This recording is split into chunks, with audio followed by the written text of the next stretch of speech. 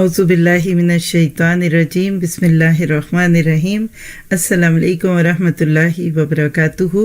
اللہ تعالیٰ سے دعا ہے کہ ہم اس قرآن پاک کا پیغام دل کی گہرائی سے سمجھ بھی سکیں اور پھر اس پہ غور و فکر بھی کریں۔ آج انشاءاللہ تعالیٰ ہم پارہ نمبر 3 کریں گے۔ نحمدہ ونصلی علی رسولہ الکریم، اما بعد فاعوذ باللہ من الشیطان الرجیم، رب اشرح لی صدری ویسر لی امری واحلل عقدۃ من لسانی یفقہوا قولی۔ پیغام قرآن پارہ نمبر 3۔ سورۃ البقرہ کے 2 حصے ہم کر چکے۔ آج انشاءاللہ تعالی ہم آیت نمبر 253 سے شروع کر کے اس کے آخر تک دیکھیں گے کہ اس میں کیا ہے، اور اس کے بعد پھر آگے چلیں گے۔ تو آئیے دیکھتے ہیں سورۃ بقرہ آیت با آیت، یعنی آیتوں کے ٹاپک کیا ہیں۔ گویا کہ ہم ایک جائزہ لیں گے، اور ہر ٹاپک کو سنتے وقت آپ نے میں نے خود سے پوچھنا ہے کہ کیا وہ کتاب جو اللہ تعالیٰ نے آسمانوں سے دنیا پہ بھیجی اور اس کے اندر ایک ایک بات کھول کھول کر بیان کر دی، آنے والوں اور پچھلی زندگی کے لوگوں کے لیے ہدایت اور رہنمائی تھی، ہم اس کا حق ادا کر رہے ہیں؟ اور قرآن پاک کو بغیر سمجھے صرف ایسے ہی پڑھتے جانا، اصل میں یہ وہ کیفیت ہے کہ جس کو انسان تب تک فرق نہیں محسوس کر سکتا جب تک کہ وہ اس کو سمجھ کر نہ پڑھے۔ تو سورۃ البقرہ پڑھتے ہوئے ہی ہمیں اتنی خوبصورت ہدایات ملی کہ ہر ہدایت ایسے لگی کہ ہمارے ہی لیے ہے، اور خاص طور پہ پھر جب ہمیں ان موضوعات کی سمجھ آنے لگتی ہیں جو اللہ تعالیٰ نے اس میں بیان کی ہیں، تو پھر ایسے لگتا ہے کہ یہ میری اپنی ہے۔ یعنی بڑی جرت کی بات ہے کہ پھر ایسے لگتا ہے کہ قرآن میرا ہے۔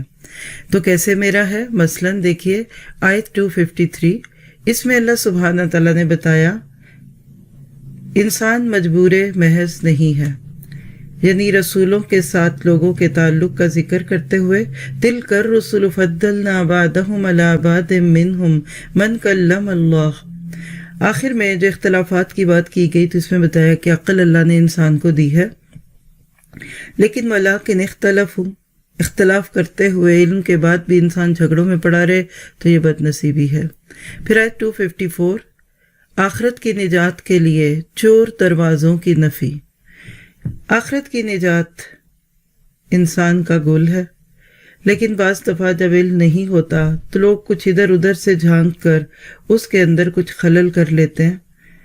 مثلاً انسان یہ سوچ لیتا کہ کوئی بات نہیں، سودے بازی کر لیں گے، ادھر کوئی دوست کام آ جائے گا، اور کچھ نہیں، وہ فلاں میری سفارش کر دے گا۔ اللہ تعالیٰ کہتے نہیں، یہ نہیں ہو سکتا۔ اصل بات ہے کہ یا ایھا الذین آمنوا انفقوا مما رزقناکم، یعنی جو نیکی کرنی آج کر لو۔ پھر اسی طرح آیت 255 جس کو ہم آیت الکرسی کے نام سے جانتے ہیں، توحید باری تعالیٰ کا خزانہ ہے یہ، اللہ تعالیٰ کے نام اور اس کی صفات سے بھری ہوئی یہ آیت، اور 10 جملوں سے بھرپور یہ آیت کہ جس کو پڑھنے کے بعد یقین آ جاتا ہے کہ اللہ ہی ایک ہے اور اس جیسا کوئی نہیں، اور ہر نماز کے بعد اس کو پڑھنا انسان کو جنت کے قریب لے جاتا ہے۔ اور ہم اس کو رسماً نہ پڑھیں، اس کے کوئی غور کیجئے۔ ایک دفعہ اگر سورۃ البقرہ کی یہ آیت سمجھ آ جائے نا تو دل کی دنیا بدلنے لگتی ہیں۔ آپ چھوٹا سا اپنے لیے کام لے لیجئے کہ آپ اکیلے میں بیٹھ کر اس آیت کی تلاوت کریں، اور ہر نام جو اللہ تعالیٰ کا آئے یا صفت آئے اس پہ غور کیجئے۔ آپ کو لگے گا کہ آپ ایک بہت بڑے مالک کی بندی ہیں، اور اسی طرح سے اللہ تعالیٰ سے قرب محسوس ہوگا۔ پھر آیت نمبر 256 اور 257، کسی کو اسلام قبول کرنے پر مجبور نہیں کیا جائے گا، لا اکراہ فی الدین، لیکن جب ایک بار انسان اسلام قبول کر لیتا اپنے شعور اور اپنے ارادے کے ساتھ، سمجھ بوجھ کے ساتھ، تو پھر اس کے بعد تو اسلام کی لگائی ہوئی حدوں کے اندر ہی رہنا ہوگا۔ پھر آیت 258، نمرود پر اتمام حجت۔ نمرود کون تھا؟ اپنے وقت کا ایک طاغوت تھا، ظالم بادشاہ تھا، اور حضرت ابراہیم علیہ السلام نے جب اس کے سامنے کلمہ حق پیش کیا تو اس کی انا کو چوٹ لگی، اور اس نے کچھ دلائل دیے جس سے حضرت ابراہیم علیہ السلام کو غصہ آتا، لیکن آپ غصے میں آئے بغیر اس کے دلائل کے جواب دیتے رہے۔ انٹلیکچول جہاد کی یہ بہترین مثال ہے کہ بحثوں میں نہیں پڑھنا، لوگوں کو زچ نہیں کرنا، بلکہ اپنے رب کی بڑائیاں بیان کرتے رہنا ہے۔ پھر آیت نمبر 259، اللہ مردوں کو کیسے زندہ کرے گا۔ ایک اور نبی حضرت عزیر علیہ السلام کا نام لے کر اللہ تعالیٰ نے یہ بات سامنے رکھ دی میرے آپ کے کہ ان اللہ علی کل شیء قدیر، مردہ بستیوں کو اللہ تعالیٰ زندہ کر دیتا ہے، اور اسی طرح پھر مردہ انسانوں کو بھی زندہ کرے گا جب اللہ تعالیٰ چاہے گا۔ آیت نمبر 260، حضرت ابراہیم کے لیے اطمینان قلب کا سامان۔ انبیاء کرام ایمان کی بھٹی ہوتے ہیں جس میں پھر انہوں نے اپنی امتوں کو ایمان دینا ہوتا۔ اگر انہی کا ایمان پکا نہ ہو تو پھر دوسروں کو کیسے دیں گے؟ تو لکھ لیجئے کہ بتانے والے کو ہی صحیح نہ پتا ہو، جو بات دے رہا ہے اس کا اللہ سے تعلق ہی نہ ہو تو سننے والے کو وہ کہاں سے دے گا؟ تو اللہ تعالیٰ نے اس لیے کچھ انجوجل حالات سے ان کو گزارا تاکہ پھر ان کا بھی دل، دماغ اور ان کی عقل اس بات کو ماننے لگ جائے کہ لا الہ الا اللہ۔ پھر آیت نمبر 261 سے 273 انفاق فی سبیل اللہ کے بیان پر قرآن حکیم کا نقطہ عروج۔ خرچ کی 4 ممکنہ صورتوں میں سے بہترین صورت کا ذکر مثل الذین ینفقون اموالہم فی سبیل اللہ ہے، یعنی خرچ کرو۔ نفاق کا علاج انفاق میں ہے۔ اب اللہ کے راستے میں اس کے بندوں پر، اس کے دین کو پروموٹ کرنے پر، اور اسی طرح ہر وہ کاز جس سے انسانیت کو فائدہ ہو، جب خرچ کرتے ہیں نا تو اصل میں آپ یہ دکھاتے ہیں کہ مجھے مال سے زیادہ اپنے رب سے پیار ہے، اور اس طرح پھر نفاق نکلتا جاتا ہے۔ اس کے برعکس جب کبھی آپ مال کو سیند کا رکھے، جمع ہی کرتے رہے، تو پھر سارے سوال بھی پھر اٹھتے ہیں، زکوٰۃ ہے کہ نہیں، اس کا حساب کیسے کریں، اور اس طرح کی باتیں۔ پھر اس کے بعد دیکھیے آیت 275 سے 276 فالتو یعنی ایکسٹرا منی، فاضل سرمایہ کا اعلیٰ اور گھٹیا استعمال، اور وہ ہے سود، لوگوں کی مجبوریوں کو خریدنا اور لوگ انسانوں کو ان پامال کرنا، اور حقیقت میں اس سے زیادہ گھٹیا کوئی چیز نہیں۔ پھر اس کے بعد آیت نمبر 277 نماز اور زکوٰۃ معاملات کی درستگی کا ذریعہ ہیں، اور آگے جا کر انشاءاللہ ہم ہدایات میں دیکھیں گے ان چیزوں کو۔ پھر آیت نمبر 278 سے 280 عملی اعتبار سے بدترین گناہ سود، اور آیت 281 آخرت میں جواب دہی کا احساس عمل کی اصلاح کا ذریعہ ہے، اور 282 ادھار معاملے کے حوالے سے قرآنی ہدایات۔ آیت دین طویل ترین آیت، مال سے متعلق ہے، کسی ریچول سے متعلق نہیں۔ یہاں سے آپ دیکھ سکتے ہیں کہ معاملات دین کا کتنا بڑا حصہ ہیں۔ پھر آیت 284 اللہ کے ہاں ہر عمل کا محاسبہ ہوگا، اور آیت 285 286 سورت کی آخری آیتیں عرش الہی کے 2 خزانے۔ کس طرح ہم نے چند منٹ میں ان آیات کے مضامین کو سمیٹ لیا، جب جہاں جس چیز کی ضرورت ہوگی اس کو لیں گے۔ اب واپس پارے کے شروع پہ چلتے ہیں اور کچھ چیدہ آیتوں پہ غور و فکر کرتے ہیں اہم ہدایات کی صورت میں۔ یہ ہے اصل میں پڑھنے کا مقصد کہ کم از کم ہمیں اس میں سے کچھ چیزیں اپنے عمل کی تو دکھ جائیں، اور پھر ہم اس پہ غور کرتے ہوئے اپنے عمل کو بہتر کرتے رہیں۔ تو سب سے پہلے آیت نمبر 254 مہلت سے فائدہ اٹھا لو۔ یا ایھا الذین آمنوا انفقوا مما رزقناکم من قبل ان یاتی یوم لا بیع فیہ ولا خلۃ ولا شفاعۃ والکافرون ھم الظالمون۔ اے ایمان والو، جو مال ہم نے تم کو دیا ہے اس میں سے اس دن کے آنے سے پہلے پہلے خرچ کر لو، جس میں نہ اعمال کا سودا ہو اور نہ دوستی اور نہ سفارش ہو سکے، اور کفر کرنے والے لوگ ظالم ہیں۔ اللہ اکبر، کیا دعوت ہے! آپ سوچئے کہ انسان کی ساری خوش فہمی ختم ہوتی ہیں، ٹالتا ہی رہتا ہے، سوچتا ہے اچھا کروں گا، پھر دل پہ ہاتھ پڑتا ہے، پھر شیطان فقیری کا خوف دلاتا ہے، اور ایک وقت آتا ہے کہ بہت لمبی چوڑی جائیداد چھوڑ کر دنیا سے چلا جاتا ہے، اور سگے خون کے رشتوں کو آپس میں جھگڑنے اور مغالطوں میں پڑنے پہ چھوڑ جاتا ہے، اس سے پہلے کہ یہ وقت آئے کہ تمہارا قبول نہ کیا جائے، آج خرچ کر دو۔ عموماً انسان کہتا ہے کیا فرق پڑتا ہے، آخرت میں لین دین کر لوں گا، کوئی دوست کام آ جائے گا، کوئی میری سفارش کر دے گا۔ تو کہا نہیں، مہلت عمل کسی بھی وقت ختم ہو سکتی ہے۔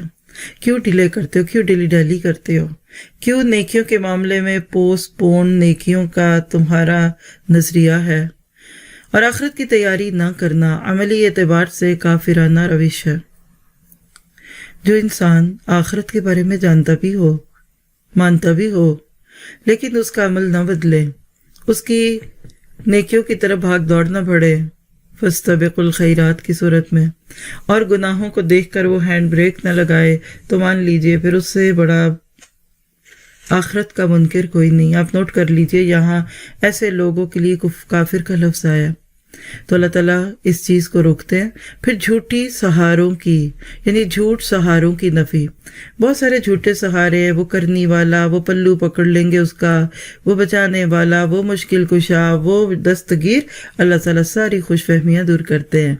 اور پھر اگلی ہدایت آیت الکرسی میں ہے، اللہ لا الہ الا هو الحی القیوم۔ اللہ تعالیٰ کی خوبیاں اور اس کی صفات بیان کر کے انسانوں کو بتایا گیا کہ تمہیں مشکل لگتا ہے اللہ کے راستے میں خرچ کرنا۔ دیکھیے پچھلی آیت سے ہی مال کی باتیں شروع ہو چکی تھی، تو ایسے لگتا ہے کہ مال دینے کا حکم دیا گیا، لیکن انسان کا دل کھٹتا ہے، تو اب اللہ تعالیٰ یہاں اپنا جلال دکھاتے ہیں، اپنا کمال دکھاتے ہیں کہ تم کیا سمجھتے ہو کہ نعوذ باللہ تم ایسے رب کو دے رہے ہو جس کو تمہارے مال کی ضرورت ہے، ایسا رب جس کے پاس نہیں ہے، ایسا نہیں ہے۔ وہ تو الحی ہے، وہ القیوم ہے، اس کو تو نیند نہیں آتی، اس کو تو اونگ بھی نہیں آتی، وہ تو زمین و آسمان کے خزانوں کا مالک ہے، تمہارے مال کی اس کو کیا ضرورت ہے؟ کبھی اللہ کے راستے میں کچھ دے رہے ہو نا کسی کو، تو اس کو سوچا کریں، لہو ما فی السماوات و ما فی اور ساتھ ہی اس کو اس طرح بھی دیکھیے کہ لہو میں کیا کچھ ہے، ما فی السماوات و ما فی الارض میں کون ہے؟ کیا میں نہیں ہوں اس میں؟ تو پھر کہے انی للہ، میں اللہ کی ہوں۔ ہم ساری زندگی اس بات کو بھولتے رہتے ہیں، اور جب ہم مرتے ہیں تو لوگ کہتے ہیں انا للہ و انا الیہ راجعون، کہ دیکھو وہ تو ہم سب اللہ کی طرف جا رہے ہیں، یہ بھی چلی گئیں۔ تو زندگی میں اللہ کے بنیے، اور پھر سفارش کی امید پہ گناہ کرتے جانا، یہ نہ سمجھی کی بات ہے۔ دیکھیے سفارش ہے، حکم نہیں۔ سفارش ہے مگر مشروط ہے، اور مشروط میں سے شرطیں کیا ہیں؟ نمبر 1، کچھ تو قابلیت ہو۔ آپ 5 جماعت پڑھے کو کسی بھی جگہ سفارش کر کے پرنسپل نہیں لگوا سکتے کہ جہاں لوگ ماسٹرز کی ڈگریاں حاصل کرنے آئے ہوں۔ آپ کسی کو سفارش کر کے کسی کمپنی کا CA نہیں لگوا سکتے جس نے 4 پیسے بھی نہ لگائے ہوں اس کمپنی میں، اور اس کا کوئی انپٹ نہ ہو۔ ہاں، اصل بات یہ ہے کچھ ہوگی کمی، اللہ دور کر دے گا۔ یہ بالکل ایسے ایک کے ساتھ سفر کرنے والوں میں سے ایک اکانومی میں ہے اور دوسرا فرسٹ کلاس میں، کرتے تو نہیں لیکن ممکن تو ہے اگر تھوڑے سے پیسے دے کر یا کچھ اور دے کے اس کو اپ گریڈ کروا لیا جائے۔ تو بات یہ ہے کہ اسی کے اوپر نظریں رکھیں، اور اس کا علم بہت بڑا ہے۔ آپ کہہ لیجئے کہ آیت الکرسی توحید باری تعالیٰ کا خزانہ ہے، ٹریئر آف توحید۔ پھر اس کی فضیلتیں کیا ہیں؟ ہر نماز کے بعد اس کو پڑھیے، اللہ رحمت کرے گا۔ رات کو سوتے وقت اس کو پڑھنا، اور سب سے بڑی بات ہے کہ شیطان کا بس نہیں چلتا، اس انسان کو کوئی نقصان نہیں وہ دے سکتا جو آیت الکرسی پڑھ لیتا ہے۔ اور اسی طرح پھر توحید کے عملی تقاضے کہ اس پہ نظریں لگاؤ اور صرف اسی کے ہو کر رہ جاؤ۔ پھر اس کے بعد آیت 261، انفاق کا اجر۔ دل گھٹتا ہے اللہ کے راستے میں دینے، تو اللہ نے اپنا مقام بتا دیا، اب انعام بتا رہے ہیں۔ کمثل الذین ینفقون اموالہم فی سبیل اللہ، کہ اللہ کے راستے میں خرچ کرنے والوں کی مثال ایسی ہے کہ جسے 7 بالیاں نکلیں اور ہر بالی میں 100 دانے ہوں، اور اللہ جس کے مال کو چاہتا ہے زیادہ کر دیتا ہے، اور وہ بڑی کشائش والا اور سب کچھ جاننے والا ہے۔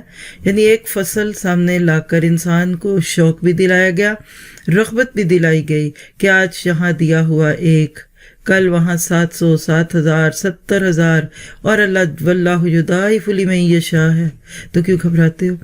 ایک مثال سمجھیے، ایک تاجر 1 لاکھ روپیہ انویسٹ کرتا ہے اس امید پر کہ اس پر 10,000 نفع آئے گا تو میرا مال بڑھ جائے گا۔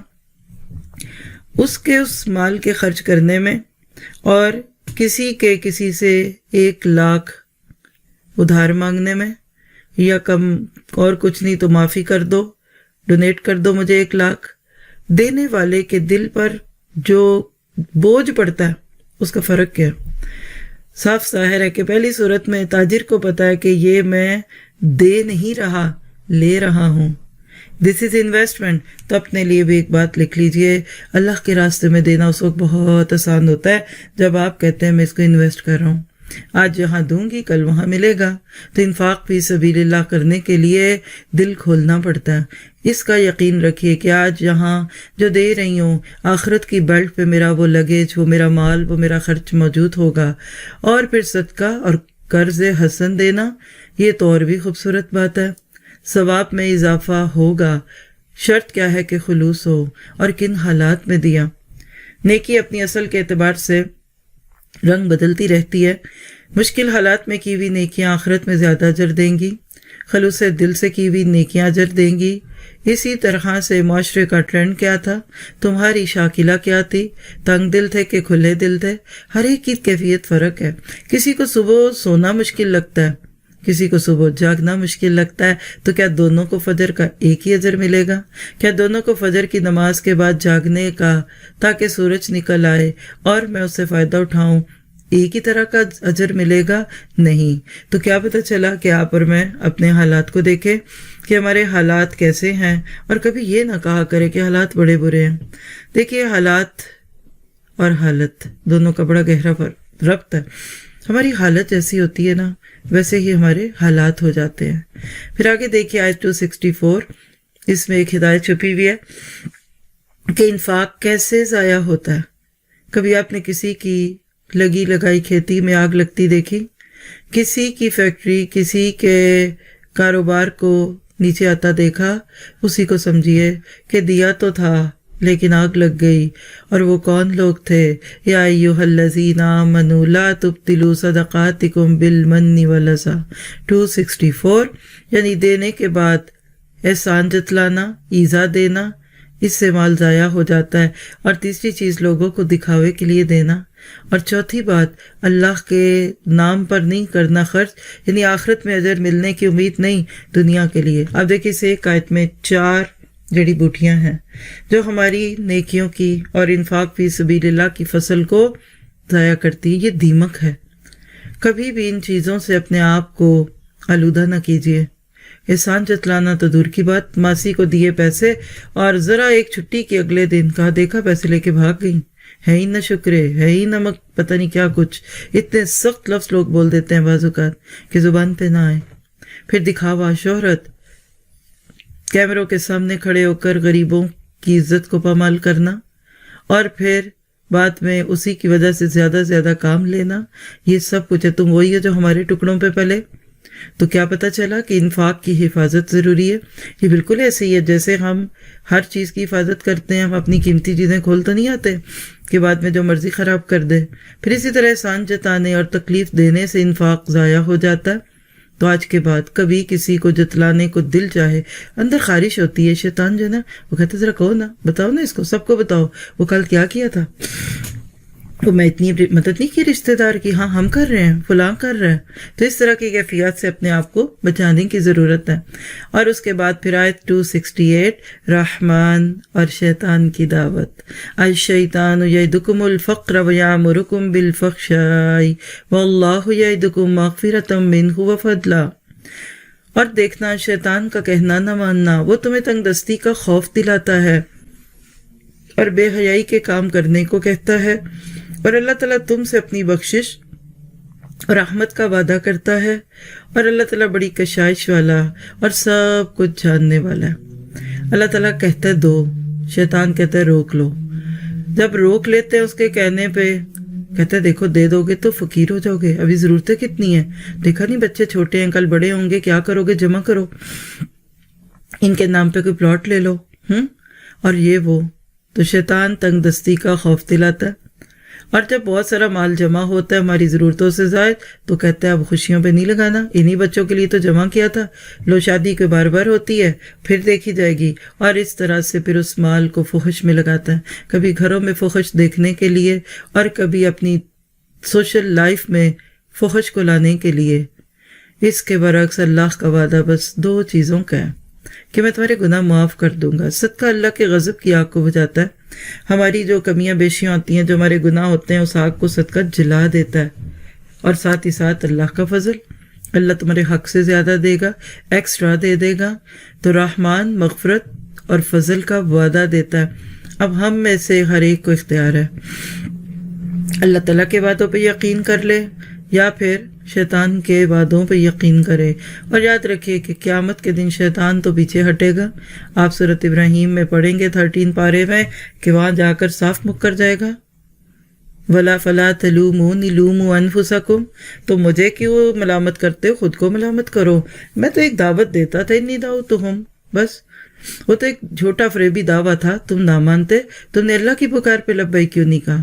تو یاد رکھیے آج ہی ہر اس سوچ کو اپنے سے دور کیجئے کہ جو آپ کو مجھے قیامت کے دن رسوا کر سکے۔ اور اس کے بعد پھر آیت نمبر 278، سودی معاملہ، اللہ اور رسول سے جنگ ہے۔ یا ایھا الذین آمنوا اتقوا اللہ وذروا ما بقی من الربا ان کنتم مؤمنین، مومنو اللہ سے ڈرو، اور اگر ایمان رکھتے ہو تو جتنا سود باقی رہ گیا ہے اس کو چھوڑ دو۔ عمل میں بدترین گناہ سودی معاملہ، اور سودی معاملہ اتنا برا کہ سود سے متعلق ہر پہلو پر لعنت ڈالی گئی۔ اللہ کے نبی صلی اللہ علیہ وسلم نے فرمایا کہ سود کی وجہ سے 4 لوگوں پر لعنت ہے، آکلہ و یوکلہ، آکلہ و موکلہ، کاتبہ و شاہدہ، کھانے والا، کھلانے والا، اس کو لکھنے والا اور اس کی گواہی دینے والا۔ تو آپ اس پہ ذرا سا غور کیجئے گا بعد میں۔ جب اللہ رحمتوں سے دور کر دے تو برکت ہوگی، خیر ہوگی، نہیں ہوگی۔ جہاں بھی سود کا معاملہ آئے گا وہاں بے سکونی ہوگی، بیماری ہوگی، لڑائی جھگڑا ہوگا، اور رات جاتے کی پھر ٹیک پڑیں گی۔ لوگ اس لیے سود کے معاملوں میں پڑتے ہیں نا، زندگی کمفرٹیبل ہو جائے، لگژریس لائف، لگژریز آ جاتی ہیں لیکن لائف خوبصورت نہیں ہوتی، اور دل گھٹتا ہے اور دل گھٹتا ہے۔ اسی لیے اللہ تعالیٰ کے اس حکم پر غور کرنا ہے کہ سود کو چھوڑ دو، اگر کوئی معاملہ ہے تو چھوڑ دے۔ آپ کہتے ہیں میں یقین نہیں آتا، تو اگلی بات اللہ کہتا ہے شبہ کے معاملات کو بھی چھوڑ دو۔ ڈاؤٹ ہے نا، چھوڑ دو۔ کیا تم ڈاؤٹ والی چائے پی لو گے کہ اس میں مکھیاں بھی گری تھی پھر بھی نکال دیں کسی نے اور آپ مجھے پیش کی؟ کیا یہ کھانا کھا لو گے جس میں شک ہے کہ چھپکلی گری تھی اور کسی نے نکال لی؟ تو بس اتنی سی بات ہے، اس سے زیادہ نہیں ہے۔ شک پڑ جائے گا گھر کے کونے میں ایک سانپ کا بچہ ہے جو کہیں سے باہر سے آیا یا زمین سے نکلا، کیا اس گھر میں آرام سے رہیں گے؟ اپنے معصوم بچوں کو اٹھا اٹھا کر باہر نہ نکلیں گے؟ تو آخرت کے سانپ اور بچھو ہے سود، آخرت کی رسوائی ہے سانپ اور دوسری اللہ کی نافرمانی کا ذریعہ ہے یہ چیزیں۔ اور جب اللہ سے جنگ ہوگی تو بتائیے کون جیتے گا؟ اللہ تعالیٰ آپ کو، مجھے اور ہماری نسلوں کو اس سے بچا لے۔ پھر آیت 282 مالی معاملات کی اہمیت، یا ایھا الذین آمنوا اذا تداینتم بدین الی اجل مسمی فاکتبوہ، کہ مومنو جب آپس میں کسی میعاد کا معین کرو، کسی میعاد معین یعنی ایک مقرر وقت کے لیے قرض کا معاملہ کرنے لگو تو اس کو لکھ لیا کرو۔ کیا پتہ چلا انفاق فی سبیل اللہ بہترین صورت تھی، اللہ کے راستے میں مال خرچ کرنا، بدترین تھی سود۔ اب بیچ کا ایک راستہ دیا جا رہا ہے کہ سود پہ کیوں ڈلتے ہو، قرض لے لو، اور قرض بھی کون سا ہے؟ جو بلا سود، اور بالکل وہ اپنے مال کو ایکسٹرا کو لوگوں کو قرض دینے میں لگاؤ، تاکہ لوگوں کو بینکوں میں جا کر اور دوسروں سے لے کر بھاری قسطوں پہ قرض نہ لینے پڑے۔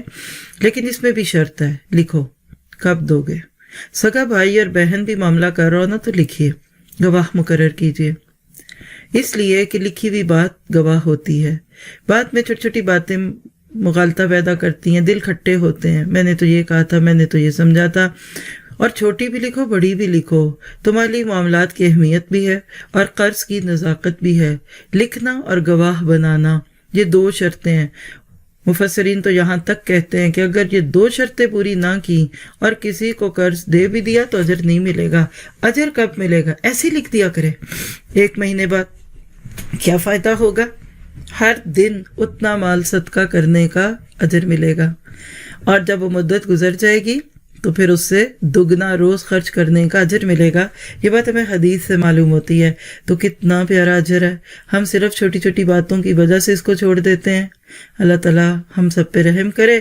اور اس کے بعد پھر سورت کی آخری آیت جامع دعاؤں سے بھری ہوئی 286، ربنا لا تؤاخذنا ان نسینا واخطانا ربنا ولا تحمل علینا اصرا كما حملته على الذین من قبلنا ربنا ولا تحملنا ما لا طاقة لنا به واعف عنا واغفر لنا وارحمنا وانت مولانا فانصرنا على القوم الكافرین۔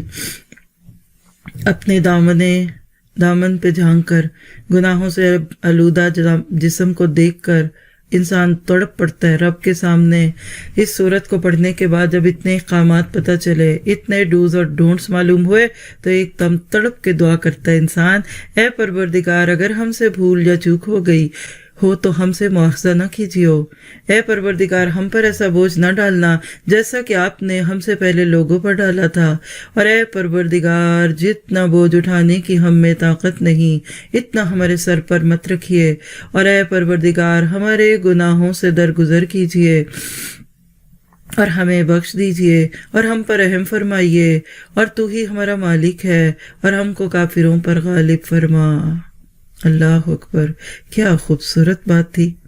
تو کیا پتہ چلا کہ اللہ تعالیٰ نے آپ کو مجھے اس میں اس بات کا یقین دلا دیا کہ تم اپنی زندگی میں جو کچھ کر چکے ہو، پھر کیا ایسی ہستی سے ہے جو راہ دیکھتا ہے اپنے بندے کا کہ پلٹ آؤ، اور بندہ جب پلٹ آتا ہے تو اللہ کو خوشی بہت ہوتی ہے۔ اب اس کے بعد ہم دیکھیں گے سورۃ البقرہ کے اس حصے کے ڈوز اینڈ ڈونٹس، اور پھر اس کے بعد انشاءاللہ سورۃ آل عمران شروع ہوگی۔ الاوامر، حکم، امر کی باتیں، دعا کیجیے اللہ ماننے والا بنا دے۔ ڈوز کون سے ہیں؟ پچھلی دفعہ کی طرح ہی آپ خود لکھیں گے، بعد میں نوٹ کر لیجئے کہ اس صورت میں یہاں ہمیں کیا کچھ کرنے کا حکم دیا گیا۔ پہلی بات اللہ کے راستے میں خرچ کرنے کا، انفاق فی سبیل اللہ کا حکم ہے۔ پھر اگلی آیتوں میں دوبارہ انفاق فی سبیل اللہ کی بات ہے، اور پھر اس کے بعد عمدہ کلام، اچھی بات کر لیا کرو۔ نہیں دے سکتے نا، اچھی بات تو کر دو۔ کہتے نا کہ انسان گڑ نہ دے گڑ جیسی بات تو کر دے، کیوں تانے دیتے ہو ماسیوں کو اور غریبوں کو۔ اور پھر اگلی بات سیکھی، اگلی بات کا حکم کہ جو کرو اللہ کی رضا کو حاصل کرنے کے لیے کرو۔ 265۔ پھر صدقات کو پوشیدہ رکھو۔ کون سے؟ جو لوگوں کی انا کو چوٹ نہ ڈالیں، لوگوں کے اوپر تکلیف دے نہ ہو، یعنی کسی غریب کو دے رہے ہو، نفلی صدقات ہے۔ اس کے برعکس فرض صدقات، مثلا زکوٰۃ دے رہے ہو، کسی آرگنائزیشن کو دے رہے ہو تو کھول کے دو تاکہ دیکھ کر دوسروں کو بھی احساس ہو۔ اور پھر رضا الہی کا حصول، یہ حاصل کرنا سب سے بڑا حکم ہے۔ اس کے بعد سب چیزیں بیکار ہو جائیں گی، اور راہ حق میں لگے لوگوں کی مدد کرنا۔ کچھ لوگ اپنے آپ کو اللہ کے لیے ڈیووٹ کر دیتے ہیں۔ اب ایسے لوگوں کو کون دیکھے گا؟ تم دیکھو گے، اور تم ان کی مدد کرو تاکہ وہ پوری دل جمعی سے کام کریں۔ اس میں وہ سب لوگ آ جائیں گے جو مسجدوں کے ٹیک کیئرر، جو امامت کے منصب پہ ہیں، اور اسی طرح اپنی زندگی کو اس چیز میں لگائے ہوئے ہیں۔ پھر اسی طرح انفاق فی سبیل اللہ کا دوبارہ حکم آتا ہے ہمیں 274 میں، اور پھر نماز اور زکوٰۃ کا حکم۔ اس پہ غور کرو. پھر خوف آخرت پیدا کرو 281. چلیے میں آیتیں بول دیتی ہوں کچھ نہ کچھ تاکہ آپ کچھ لکھ لیں، کچھ خود لکھ لیں، آسانی کر دیتی ہوں آپ کے لیے اللہ کے حکم سے. پھر ہم نے 282 میں حکم دیکھا قرض کا معاملہ لکھو. پھر قرض کے معاملے پر گواہ بناؤ، امانت کی ادائیگی رکھو، خوف آخرت پیدا کرو 284. اور پھر آخر میں دیکھا تمام رسولوں پر ایمان لاؤ، اللہ کی اطاعت کرو، حکم الہی اور بلکہ احکامات الہی کی اطاعت کرو، اور پھر اللہ تعالیٰ کے حضور توبہ اور دعا کرو. اس طرح یہ سورت بقرہ خوبصورت دعاؤں پہ پوری ہوتی ہے. اور ڈونٹس میں سے بھی لے لیجئے: احسان جتلانا، دکھاوا کرنا، بخل کرنا، بے حیائی کرنا، لوگوں سے لپٹ کر سوال کرنا، اور سودی معاملہ، اللہ رسول سے اعلان جنگ کرنا. یہ ڈونٹس ہم اپنے دل پہ لکھ لیں، کیونکہ ڈوز بڑے آرام سے ہو جاتے ہیں، عموماً ڈونٹس مشکل لگتے ہیں. انسان 10 نیکیاں کرنے کو تیار ہے، لیکن اس کے مقابلے پہ 1 گناہ چھوڑنا مشکل اور محال لگتا ہے. تو جتنا زیادہ آپ کے اپنے دل میں اس چیز کا یقین آتا جائے گا، آپ خود محسوس کرنے لگ جائیں گے، خود بخود اللہ تعالیٰ آپ کے دل میں اپنا شوق بھی ڈال دے گا اور اپنا خوف بھی ڈال دے گا، اور اس طرح سے پھر ہم چلتے ہی جائیں گے. آپ دیکھیے کیسے رواں روی میں ایک پارہ پڑھتے ہیں، مشکل میں گزر جاتا ہے، لیکن اس کے بعد پھر ہماری زندگی نہیں بدلتی، ہم ٹس سے مس نہیں ہوتے. بچہ ماں کے کچھ کہنے پہ اٹھے ہی نہ، باپ بلائے بچہ اس طرف آئے ہی نہ، تو بات کیا بنے گی؟ آپ خود سوچ سکتے ہیں کتنا غصہ آتا ہے ہمیں جب ہمارے بچے ہماری بات نہیں مانتے. آپ کسی کو بلائیں، وہ آئے، آپ بات کریں، پھر بھی وہ نہ کرے، آپ کو غصہ آئے گا. بعد میں پتہ چلا اس کو تو آپ کی بات سمجھ ہی نہیں آئی. آج ہم مسلمانوں کے ساتھ کچھ ایسا ہی ہے، قرآن تو پڑھتے ہیں لیکن ہمیں سمجھ نہیں آتا، تو پھر باقی باتیں تو اس کے بعد ہی ہوتی ہیں. تو اس کے بعد اب قرآن پاک کی دوسری عظیم سورت، طویل ترین صورتوں میں سے دوسری سورت آل عمران شروع ہوتی ہے، جو اصل میں اس بات کی علامت ہے کہ جب انسان کوئی نیکی کرتا ہے تو اس کا اثر اللہ تعالیٰ نسلوں تک چھوڑتے ہیں. حضرت مریم علیہ السلام کے والد، عیسیٰ علیہ السلام کے نانا، ان کے نام پر ایک سورت کا قرآن مجید میں ہونا بات تھوڑی عجیب لگتی ہے، لیکن اصل میں یہ نصارہ کے لیے ایک دعوت فکر بھی ہے کہ تم یہ کیسے کہہ سکتے ہو کہ یہ اسلام کوئی نئی کتاب ہے، اسلام کوئی نیا دین ہے اور قرآن کوئی نئی چیز ہے. اللہ تعالیٰ نے اس میں چنے ہوئے لوگوں کا تذکرہ بھی کیا. آئیے ذرا آیات وائز ٹاپک لیتے ہیں. آیت 1 سے 32 شروع کی آیات تمہیدی مضامین ہے، جس میں اللہ سبحانہ تعالیٰ کی خوبیاں اور عیسیٰ علیہ السلام کے خدا نہ ہونے کا نظریہ پیش کیا گیا. پھر آیت 33 سے 63 میں عیسائیوں کے گمراہ کن تصورات کی نفی کی جا رہی ہے. وفد نجران آیا تھا، اس کے سامنے یہ چیزیں پیش ہوئیں.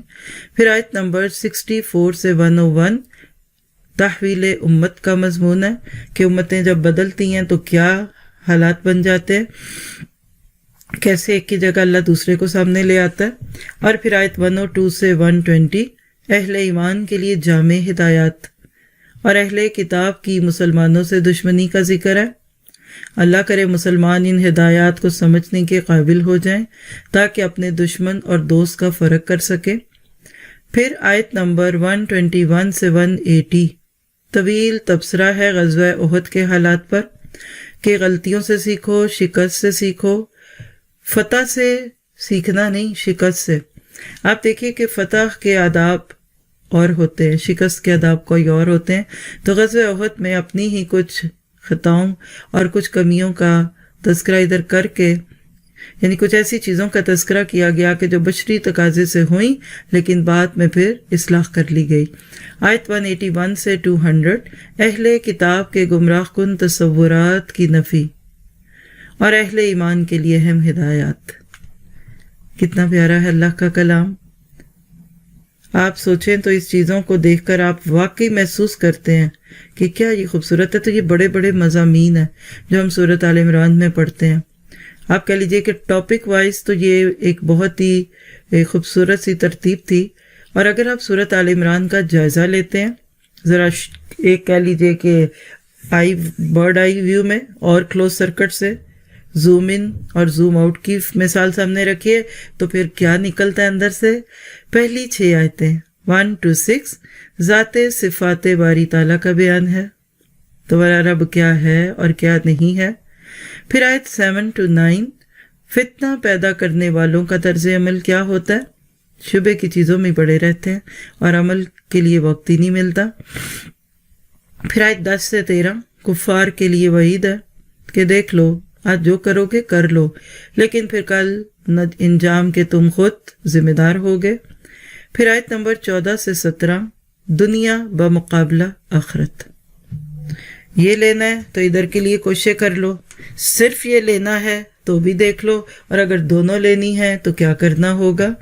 کیسے زین للناس کہہ کر اللہ نے انسان کی کمزوریوں کو پکڑا۔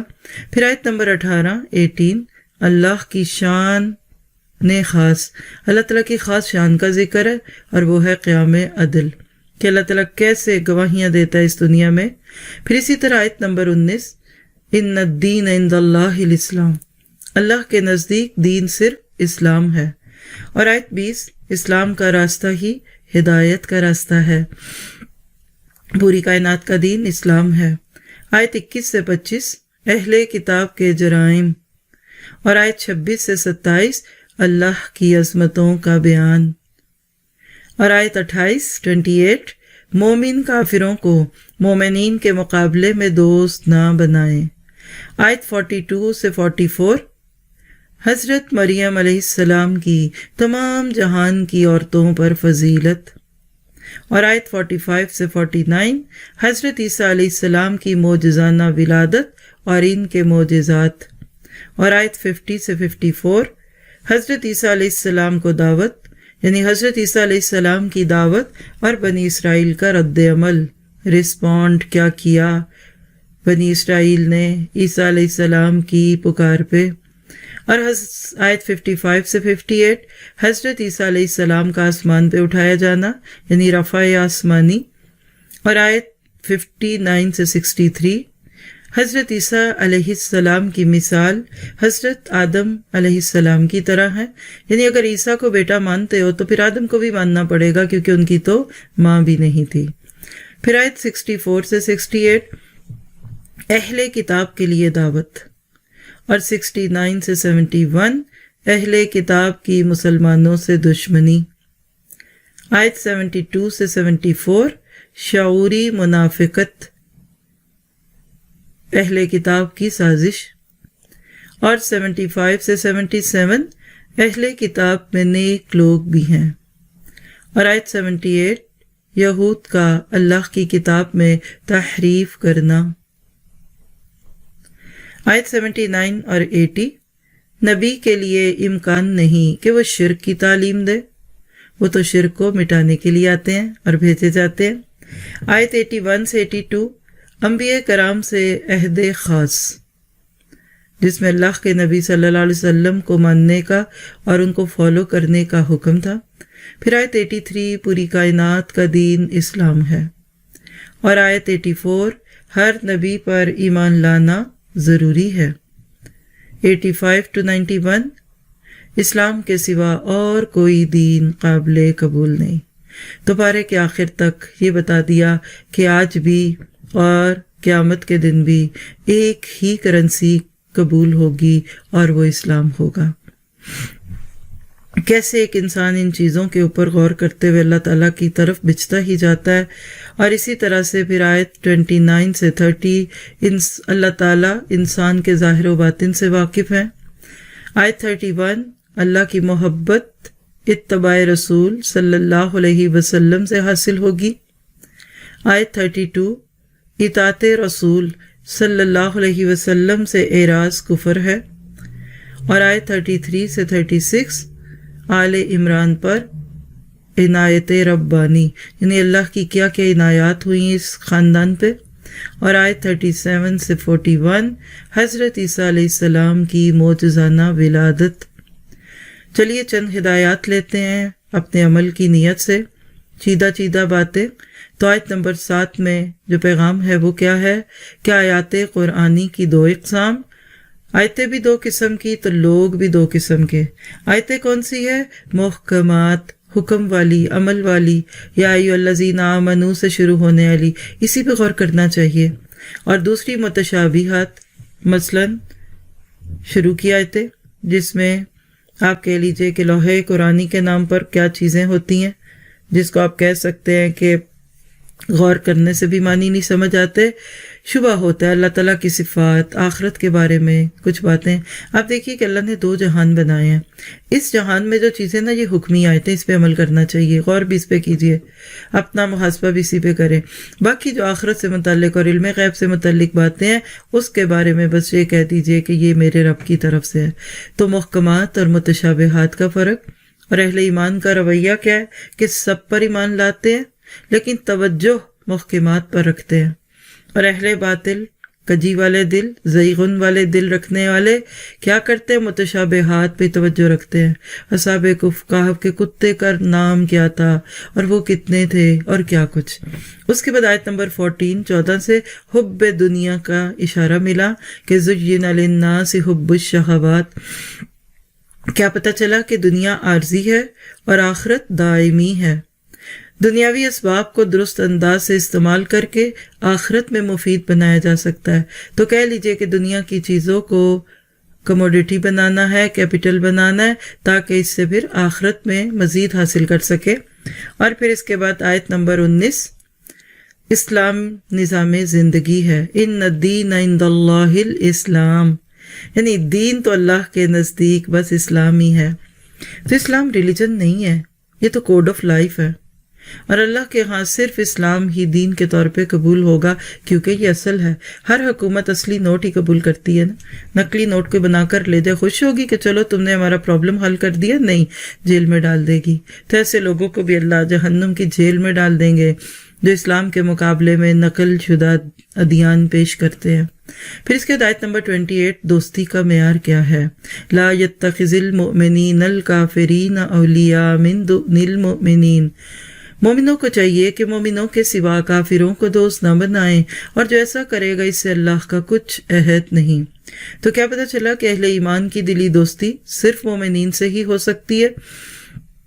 غیر مسلموں سے عمدہ برتاؤ کرنا چاہیے، معاملات کیے جا سکتے ہیں، مباحثات کی جا سکتی ہے اور ان کے ساتھ لین دین سب کچھ ہو سکتا ہے، لیکن دلی دوستی اور ایسی دوستی کہ جس سے ان کی رسومات اور ان کے عقائد آپ میں آ جائیں، اس کی اجازت نہیں. اور پھر آیت 31، اتباع رسول. قل ان کنتم تحبون اللہ فاتبعونی یحببکم اللہ وَيَغْفِرْ لَكُمْ ذُنُوبَكُمْ وَاللَّهُ غَفُورٌ رَحِيمٌ. کہ اللہ کے رسول کی اتباع کرنا یعنی بغیر حکم کے ان کو خود سے ہی نیکی کرتے دیکھ کر، کوئی کام کرتے دیکھ کر اسی کو کرنے لگنا. جیسے ہمارے بچے سارا دن ہمیں دیکھ دیکھ کر ہمارے ہی والے کام کرنے کی کوششیں کرتے ہیں، تو اس ادا پہ اللہ کو پیار بڑا آتا ہے. اللہ تعالیٰ اس سے پیار کرتا ہے. اب دیکھیں نا، بچہ جب چھوٹی چھوٹی حرکتیں کرتا ہے تو کتنا سب خوش ہوتے ہیں. تو ہم بھی تو کیا ہیں، کمزوری تو ہیں. تو رسول کے نقش قدم پہ چلنا، اسی کی طرح کا گیٹ اپ رکھنا، اسی کی سنتوں پہ چلنا، یہ جب ایک انسان کی زندگی میں آتا ہے تو اللہ کو بہت پیار آتا ہے کہ دیکھو یہ میرے رسول کی اتباع کرا. یہ نہیں کہا کہ تم میری بات مانو تو تم سے پیار کروں گا. تو کیا پتہ چلا کہ اللہ کی محبت کا معیار اتباع رسول صلی اللہ علیہ وسلم ہے، اور اتباع زندگی کے تمام امور میں مطلوب ہے. اور سنت کا وسیع تصور پیش نظر رکھنا چاہیے، یعنی صرف نماز کی سنتیں نہیں، شادی کی بھی سنتیں مانو اور خوشی غم کی سنتوں کو دیکھو، جینے مرنے کو دیکھو. یعنی سنت تمہارا لائف سٹائل بن جائے تو تم 24 گھنٹے کے مسلمان بن جاؤ گے. پھر آیت 64، دعوت دین کا اہم اصول، اور وہ کیا ہے؟ تعالوا الی کلمۃ سواء بیننا و بینکم. کامن گراؤنڈ پہ بات شروع کی جائے، مشترکہ امور کی دعوت دیجیے تاکہ اگلے کو آپ سے کچھ انسیت اور قربت محسوس ہو، قربت اور انسیت محسوس ہو. اور اسی طرح دعوت کے عمل میں اختلافی امور سے بچیے. دعوت کے امور میں اختلافی امور سے اجتناب کرنا چاہیے. کہاں اپنے ہی مسلمانوں کو چھوٹی چھوٹی باتوں پہ صرف فقہی بحثوں میں پڑھ کر اپنے سے کاٹ دیا جائے، یہ چیز اللہ کو پسند نہیں ہے. اور آیت 77، اللہ تعالیٰ سے بدعہدی کی سزا کیا ملے گی؟ پہلی بات ہے کہ ان کا آخرت میں کوئی حصہ نہیں ہوگا، اللہ تعالیٰ ان سے کلام نہیں کرے گا۔ ایک سیکنڈ غور کیجئے، کتنی بڑی سزا ہے کہ آپ میدان محشر میں گئے اور اللہ آپ سے بات نہیں کرنا چاہتا، اور نہ ان کی طرف دیکھے گا اور نہ ان کو پاک کرے گا، تزکیہ نہیں کرے گا، اور ان کے لیے دردناک عذاب ہے۔ اللہ آپ کو مجھے اس برے انجام سے بچائے۔ تو اللہ تعالیٰ سے بدعہدی کی بدترین سزا، ہمارا بھی تو اللہ سے ایک عہد ہے نا، اشہد اللہ الہ الا اللہ واشہد ان محمد رسول اللہ کہہ کر۔ مزے کی بات دیکھیے کہ ہم اس کو سمجھتے بھی کمی ہے، عمل کہاں کریں گے۔ تو چند ڈوز لے لیجئے، اوامر و نواہی، کن باتوں کے کرنے کا حکم دیا اللہ تعالیٰ نے سورۃ آل عمران میں۔ پہلی بات محکمات اور متشابہات کی بات کر کے بتا دیا کہ حکم والی آیتوں پہ غور کرو اور متشابہات پر صرف ایمان لاؤ۔ پھر اللہ تعالیٰ سے ہدایت کی دعا کرو کہ ربنا لا تزغ قلوبنا بعد اذ ہدیتنا۔ پھر تقوی اختیار کرو، سحریوں کے اوقات میں استغفار کرو، بالاسحار ہم یستغفرون۔ پھر خوف الہی پیدا کرو، اتباع رسول کی ہر ممکن کوشش کرو، اللہ اور رسول کی اطاعت کرو، حاجت میں صرف اللہ کو پکارو، اللہ کا ذکر اور اس کی تسبیح کرو، اللہ تعالیٰ کی فرما برداری کرو، توکل رکھو اللہ پر، اللہ کا تقوی اور اس کی اطاعت کرو، تقوی اختیار کرو اور اطاعت کرو، اللہ تعالیٰ کی اطاعت پہ اپنی زندگیاں لگا دو، ایمان اور نیک اعمال کو ساتھ ساتھ لے کر چلو، یہ نہیں کہ صرف ایمان لے کر پہنچ جاؤ کہ مسلمان تھے اب جنت دے دیجئے، اور اسی طرح مشترکہ امور کی دعوت دیجئے، کامن گراؤنڈ پہ بات کرو، امانت داری اختیار کرو، وعدے پورے کرو اور تقوی اختیار کرو 76، اور توبہ اور اصلاح کی کوشش کرو 89 اور 90۔ ڈونٹس، متشابہات میں بحث کرنے سے رکو، حب دنیا کو دل میں جگہ نہ دو، دین میں اختلافات نہ پیدا کرو، آیات الہی کا انکار نہ کرو، کتاب الہی سے اعراض نہ کرو، نجات کی خوش فہمیاں چھوڑ دو، اہل ایمان کو چھوڑ کر کفار سے دوستی نہ کرو، اللہ تعالیٰ کا شریک نہ ٹھہراؤ، حق اور باطل کو گڈ مٹ نہ کرو، اور حق کو نہ چھپاؤ یعنی خیانت نہ کرو، حب دنیا کی وجہ سے عہد کو نہ توڑو، کتاب الہی میں تبدیلی نہ کرو، دین الہی کے سوا کوئی دین اختیار نہ کرو، اور اللہ کے بجائے کوئی اور نظام اللہ کے دیے ہوئے نظام کی بجائے کوئی اور نظام زندگی اختیار نہ کرو، اور ایمان کے بعد کفر نہ اختیار کرو۔ دیکھیے ایک ایک آیت کا نمبر تو سامنے آپ کے بھی لکھا ہوا ہے اسکرین پہ، لیکن بات یہ ہے کہ آپ اس پہ غور کرتے وقت اپنے آپ کو ایک کٹہرے میں کھڑے ہوئے مجرم کی طرح رکھیے۔ تو آج کی حدیث ارشاد نبوی ہے، قرآن پاک کی ایک آیت کا سمجھ لینا 100 رکعت نفل سے افضل ہے۔ ترمذی کی یہ روایت ہے۔ اللہ تعالیٰ سے دعا ہے کہ ہمیں ان باتوں پہ غور و فکر کی توفیق دے۔